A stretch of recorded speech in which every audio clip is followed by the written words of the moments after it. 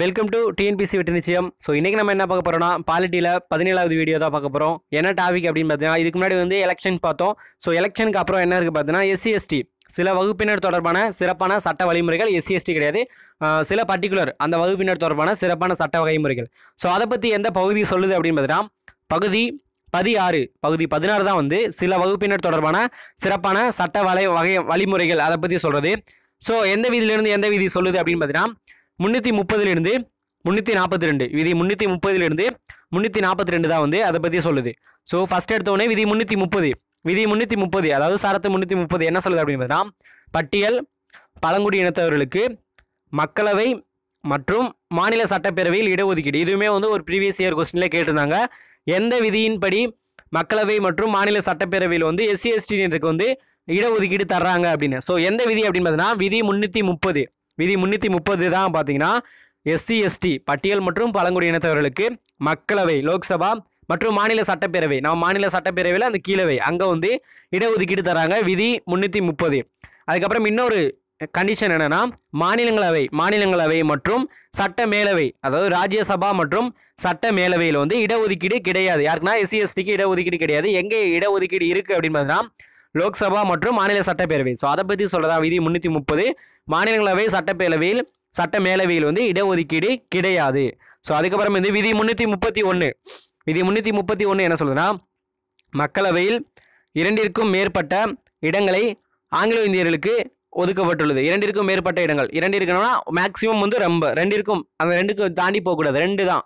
So அந்த 2 Anglo இந்தியர்களை அதுக்கான இடஒதுக்கீடு, அதுக்கான இதை பற்றி சொல்கிறதா வந்து இது மேக்ஸிமம் ரிசர்வேஷன் பற்றி சொல்கிறதா வந்து இந்த சிறப்பான சட்ட வழிமுறைகள். ஸோ விதி 331 என்ன சொல்லுதுன்னா, மக்களவையில் 2 ஆங்கிலோ இந்தியர்களை வந்து அப்பாயின் பண்ணுறாங்க. ஸோ அந்த ஆங்கிலோ இந்தியர்களுக்கு எதை வச்சு அப்பாயின் பண்ணுறாங்கன்னா, அந்த விதி 331 வச்சு தான் வந்து அப்பாயின் பண்ணுறாங்க. அதுங்களுக்கான ஒதுக்கப்பட்ட அந்த இடஒதுக்கீடு பற்றி சொல்கிறதா வந்து விதி 331. ஸோ அந்த ஆங்கிலோ இந்தியனில் தந்தை தாய் எப்படி இருக்கும்போது, தந்தை வந்து ஆங்கிலேயராக இருக்கணும், தாய் வந்து நம்ம இந்தியங்களாக இருக்கணும். ஸோ அதை தான் வந்து ஆங்கிலோ இந்தியர் அப்படின்னு சொல்லுவாங்க. தந்தை வந்து ஆங்கிலேயராக இருக்கணும், தாய் வந்து இந்தியராக இருக்கணும். ஸோ அந்த மாதிரி 2 ஆங்கிலோ இந்தியர். விதி 331. அவங்கள யார் அப்பாயின் பண்ணுவாங்க அப்படின்னு பார்த்தீங்கன்னா, மக்களவையில் குடியரசுத் தலைவர் அப்பாயின் பண்ணுவார். ஸோ விதி 331 மக்களவையில் 2 ஆங்கிலோ இந்தியர்களோட இடஒதுக்கீடு பற்றி சொல்கிறது. விதி 333 என்ன சொல்லுதுன்னா, மாநில சட்டப்பேரவை, நம்ம மாநில சட்டப்பேரவையில் ஒரு ஆங்கிலோ இந்திய உறுப்பினர்கள் நியமிக்கும் அதிகாரம் ஆளுநருக்கு உள்ளது. ஸோ மாநில சட்டப்பேரவையில் எத்தனை ஆங்கிலோ இந்தியர்கள், நம்ம தமிழ்நாட்டில் 234 எம்எல்ஏஸ் இருக்காங்க. ஸோ ப்ளஸ் மொத்தம் எத்தனை எம்எல்ஏஸ் அப்படின்னு கேட்டால் 235.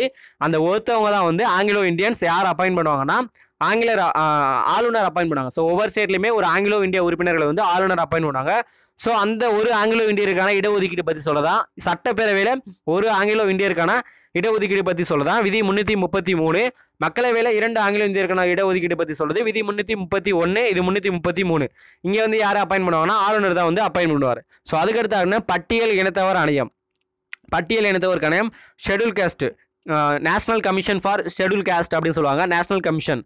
ஸோ பட்டியல் இனத்தவர் ஆணையம் விதி 338. இதுவுமே வந்து ஒரு முக்கியமானது. விதி 338 பட்டியல் இனத்தவர் ஆணையம். இதில் என்ன இருப்பாங்கன்னு பார்த்தீங்கன்னா, ஒரு தலைவர், துணைத் தலைவர் மற்றும் 3 உறுப்பினர்கள். மொத்தம் வந்து 5 பேர் இருப்பாங்க. ஒரு தலைவர், ஒரு துணைத் தலைவர் மற்றும் 3 உறுப்பினர்கள் இருப்பாங்க.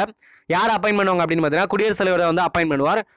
இவங்களோட வேலை என்ன அப்படின்னு பார்த்தீங்கன்னா, பட்டியல் இனத்தவர்களோட உரிமை மீறும் பொழுது அதை வந்து பாதுகாக்கிறது, அதை பற்றி அந்த கேசஸ் பற்றி விசாரிக்கிறது, அதுக்கப்புறம் வந்து அவங்களோட சமூக பொருளாதார திட்டங்களை வந்து அதுக்காக ஆலோசனை வழங்குறது. ஸோ இந்த மாதிரி பண்ணுறது எல்லாமே இவங்களோட வேலை. இவங்க அதெல்லாம் பண்ணிட்டு அந்த அறிக்கை என்ன பண்ணுவாங்கன்னா, குடியரசுத் தலைவரிடம் கொடுவார். குடியரசுத் தலைவர் என்ன பண்ணுவார்னா, நாடாளுமன்றத்தின் 2 அவைகளிலுமே வைப்பார்.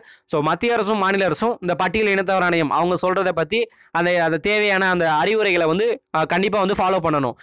இந்த பட்டியல் இனத்தவர் ஆணையம், இந்த பட்டியல் இனத்தவர் ஆணைக்கு வந்து ஒரு உரிமையல் நீதிமன்றத்துக்கு இணையான வந்து அதிகாரம் இருக்குது. இந்த பட்டியல் இனத்தவர் ஆணையம் ஒரு சிவில் கோர்ட்டுக்கு எவ்வளோ அதிகாரம் இருக்கோ அந்த அதிகாரம் இந்த பட்டியல் இனத்தவர் ஆணையத்துக்கு வந்து இருக்குது. ஸோ பட்டியல் இனத்தவர் ஆணையம் பற்றி சொல்கிறது விதி 338. பட்டியல் இனத்தவர் ஆணையம் பற்றி சொல்கிறது அவங்களோட அந்த உரிமையை பாதுகாக்கும் போது, உரிமை மீறல் போது விசாரிக்கிறது மற்றும் அவங்களுக்கான ஸ்பெஷல் அந்த சமூக பொருளாதார திட்டங்களை வகுத்து கொடுக்கறதா வந்து இதோட வேலை, பட்டியல் இனத்தவர் ஆணையம். ஸோ அதுக்கப்புறம் வந்துன்னா பழங்குடியினர் ஆணையம். பழங்குடியினர் ஆணையம் வந்து விதி 338A, அதாவது national commission for ST schedule tribute அப்படின்னு சொல்லுவாங்க. நேஷனல் கமிஷன் ஃபார் எஸ்டி 338 பழங்குடியினர் ஆணையம். இது எப்போ சேர்த்தாங்க அப்படின்னு பார்த்தீங்கன்னா, 89வது அரசியலமைப்பு திருத்தம் 89வது அரசியலமைப்பு சட்ட திருத்தம் 2003 89வது அரசியலமைப்பு சட்ட திருத்தம் 2003 மூலம் சேர்க்கப்பட்டதாவது இந்த பழங்குடியினர் ஆணையம் 338A. இதில் நம்ம மேலே பார்த்த மாதிரி தான் ஒரு தலைவர், ஒரு துணைத் தலைவர், 3 உறுப்பினர்கள் இருப்பாங்க. யார் அப்பாயின் பண்ணுவாங்கன்னா குடியரசுத் தலைவர் தான் வந்து அப்பாயின் பண்ணுவார். இது நம்ம மேலே என்னென்ன ஃபங்க்ஷன் பார்த்தோம், பட்டியல் இனத்தவர் ஆணையம் என்ன பண்ணுமோ அதே தான் பழங்குடி இனத்தவர் ஆணையம் பண்ணும். அதாவது அவங்களோட உரிமை மீறல் அப்போ வந்து என்ன பண்ணணும்னா பாதுகாக்கும் மற்றும் விசாரணை செய்யும். அதுக்கப்புறம் சமூக பொருளாதார வளர்ச்சிக்காக திட்டமிட்டு ஆலோசனை வழங்கும். அதை வந்து குடியரசுத் தலைவரிடம் கொடுப்பாங்க. குடியரசுத் தலைவர் அந்த அறிக்கையை நாடாளுமன்றத்தில் சமர்ப்பித்து அதன்படி மத்திய அரசும் மாநில அரசும் வந்து நடக்க வேண்டும், ஃபாலோ பண்ணணும் அப்படின்னு சொல்லுவாங்க. ஸோ பழங்குடியினர் ஆணையம் 338A, பட்டியல் இனத்தவர் ஆணையம் 338. இது எல்லாமே இம்பார்ட்டன்டான ஆர்டிகல். இந்த இதில் வர இந்த பகுதியில் வர எல்லா ஆர்டிகளுமே வந்து ரொம்ப இம்பார்ட்டன்டான ஆர்டிகல். ஸோ 338A அப்படின்னு சொல்கிறது வந்து பழங்குடியினர் ஆணையம். ஸோ அதுக்கடுத்து பார்த்தீங்கன்னா பிற்படுத்தப்பட்ட வகுப்பினர் ஆணையம், national commission for BC backward class, பிற்படுத்தப்பட்டோர் ஆணையம் விதி 340. விதி 340 வந்து பிற்படுத்தப்பட்ட வகுப்பினர் ஆணையம்.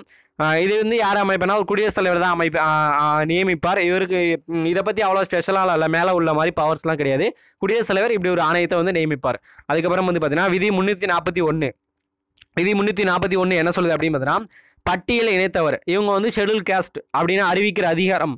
ஒரு ஜாதி, ஒரு இனம் அல்லது பழங்குடியினர் போன்றவர்களை வந்து இவங்க வந்து ஷெட்யூல் காஸ்ட் அப்படின்னு வந்து அறிவிக்கிற அதிகாரம் யாருக்கு? நம்ம இந்தியாவில் இவங்க ஷெட்யூல் காஸ்ட்டில் வருவாங்க அப்படின்னு அறிவிக்கிற அதிகாரம், பட்டியல் இனத்தவர்கள் வருவாங்க அப்படின்னு அறிவிக்கிற அதிகாரம் யாருக்கு இருக்குது அப்படின்னு பார்த்தீங்கன்னா குடியரசுத் தலைவருக்கு தான் உள்ளது. அதை பற்றி சொல்லதான் வந்து விதி 341. ஸோ அதே மாதிரி விதி 342 என்ன சொல்லுதுன்னா பழங்குடி இனத்தவர்கள் இவங்க ஷெட்யூல் ட்ரிபியூட் அப்படின்னு சொல்கிற எனக்கு கருதப்படும் ஜாதி, இனம், பழங்குடியினர் போன்றவர்களை வந்து இவங்க இனிமேல் வந்து ஷெட்யூல் ட்ரிபியூட்டில் இருப்பாங்க அப்படின்னு சொல்கிற அதிகாரம் வந்து யாருக்கு இருக்குன்னா ஒரு புதுசாக ஒரு கேஸ்ட்டை எஸ்சிலேயோ இல்லை ஷெட்யூல் ட்ரிபியூட்லேயோ வந்து அந்த பர்மிஷன் கொடுக்குற அதிகாரம், நியமிக்கிற அதிகாரம், அறிவிக்கிற அதிகாரம் யாருக்கு இருக்குது அப்படின்னு கேட்டிங்கன்னா குடியரசுத் தலைவர் தான் இருக்குது. ஸோ அதை பற்றி சொல்கிறதா வந்து 341 ஷெட்யூல் காஸ்ட் அறிவிக்கிற அதிகாரம், 342 பழங்குடி இனத்தவர் சொல்கிற அதிகாரம். ஸோ இதில் எல்லாமே வந்து இம்பார்ட்டன்டானது. ஃபஸ்ட்டு பார்த்தது மாதிரி 330 வந்து மக்களவை மற்றும் மாநில சட்டப்பேரவையில் இடஒதுக்கீடு, 331 மக்களவையில் 2 ஆங்கிலோ இந்தியர்கள், 333 மாநில சட்டப்பேரவையில் 1 ஆங்கிலோ இந்தியர்கள். அப்புறம் வந்து பட்டியல் இனத்தவர் ஆணையம் 338, பழங்குடி இனத்தவர் ஆணையம் 338A. இது வந்து ரொம்ப இம்பார்ட்டன்ட். ஸோ இதான் நீங்கள் பார்க்குற வந்து பாலிட்டியில் ஃபஸ்ட் வீடியோ அப்படின்னா நம்ம சேனலில் போய் பிளேலிஸ்ட்டில் போய் பார்த்தீங்கன்னா இதுக்கு முன்னாடி பாலிட்டியில் வந்து நிறைய வீடியோ ப்ளஸ் ப்ரீவியர் கொஸ்டின்ஸ் எல்லாமே இருக்கும். ஸோ பார்த்துக்கலாம். இது வரைக்கும் சேனலை சப்ஸ்கிரைப் பண்ணாதவங்க சப்ஸ்கிரைப் பண்ணுங்கள். ஓகே, நெக்ஸ்ட் பாலிட்டி வீடியோவில் பார்க்கலாம். Okay, thank you.